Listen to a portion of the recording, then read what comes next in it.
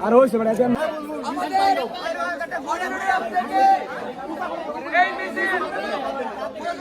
পর্যন্ত যাবে এবং আমরা তাদের হাতে মশার গুরুত্ব বজায় রাখবো কারোর যেন কোনো দুর্ঘটনা না ঘটে।